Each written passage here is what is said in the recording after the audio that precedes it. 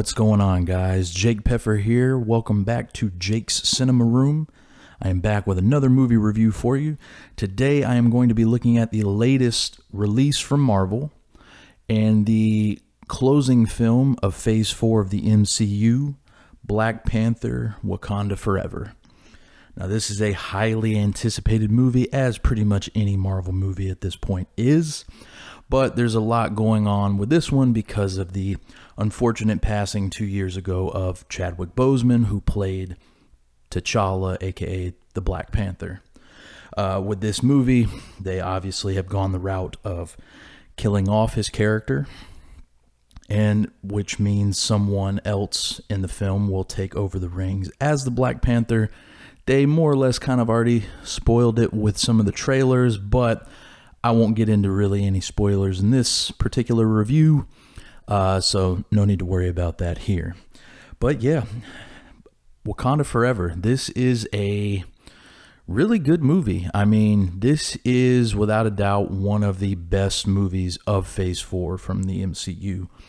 And I was kind of astounded because honestly, just with everything that has happened, you know, with the untimely death of Chadwick Boseman, and you know, it's hard to really make a second movie about a character and a group of people that revolve so much around one particular character, and then you basically take him out, and it's like, what do you know, where do you go from here? What do you do?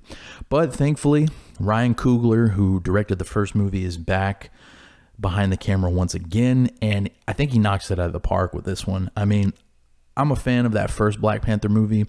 I think it's solid overall. It does kind of falter in the third act, which is not quite as good as those first two acts. This movie, though, I have to say, I think I might actually like it a tad bit better than that first movie. This one is a little bit long. It's 2 hours, 41 minutes. So, you know, you're talking longer than Infinity War, but not quite in-game length. And there's a point in the movie, kind of in the middle, where it does lag a little bit, gets a little slow in a couple of parts. And this is kind of a slowly paced movie. You know, it's not just action the entire time, because you got a lot of characters in it that are grieving. You know, they just lost their king. And you have a lot going on in this movie, and it's really hard to make it fast paced. So, you know, that Ryan Coogler takes his time with this. And I think it works for the better because, you know, while we do get some fantastic action scenes, it's nice to kind of slow things down and really get into some of these characters, because not only is Letitia Wright, you know, at the front now as Shuri, and she's basically headlining this movie, like this is her movie, but we do get a lot of depth and character development in some of the other characters that we didn't quite get to learn a whole lot about in that first Black Panther movie. Like, you have Okoye, who's been in plenty of other movies, you know, not just Black Panther. She was in Infinity War and Endgame. But it was nice to see her character actually get a pretty decent character arc. You know, I liked what they did with her character. Angela Bassett as Queen Ramonda. She knocks it out of the park in this movie. She is fantastic. You know, there's a lot of people screaming that she needs to get nominated for an Oscar. Honestly, I wouldn't be upset if that happened. She gives a fantastic performance. One of the best performances I've seen in a comic book movie in quite some time. But, you know, you get a little bit more in depth with her character. You've got more with M'Baku. Even Everett Ross, like, you know, he's in it probably about as much as he was in the first movie, but even with him, you get a little bit more into his character. And then you get the introduction of Riri Williams, who is going to have her own Disney Plus series next year, Ironheart. You get a lot with her, actually, a lot more than I expected. Her character, I was kind of thinking that they might go the route of like cramming her in like they did with Wonder Woman in that Batman versus Superman movie, where it was just like, we don't really need her here. But she's actually a very integral part of this story, and I like the development of her character and her friendship with Shuri and where she ends up going. And I gotta say, now I'm even more excited for the Ironheart series. It's definitely more so than I was. And can't forget about Namor. Namor is the big villain of this movie. There's been a lot of hype around this character because in the comic books, he's such a big character. And this guy that they got to play him, Tenoch Huerta, I believe is the pronunciation of his name. If I got it wrong, sorry. But this guy is fantastic. He was, I saw him in the Forever Purge. He's really good in that movie. But here, him as Namor, it's an interesting take on the character, and I really like what he does with it. He's menacing, but he has a lot of charisma, and it's almost kind of like, you know, with Michael B. Jordan in that first movie, where he's definitely the villain, but you almost kind of sympathize with him in certain parts of the movie.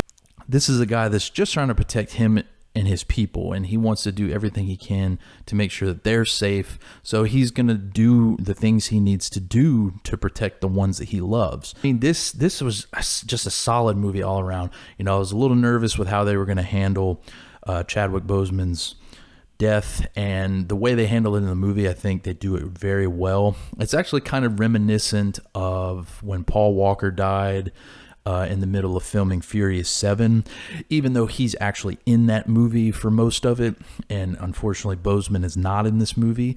It gives off those vibes because a lot of the movie just revolves around his presence. You know, just you have a funeral scene that they show all throughout the trailers for this movie, but there's a couple of other little dedications to him that are peppered throughout the movie and at the end, and I think they're all so touching.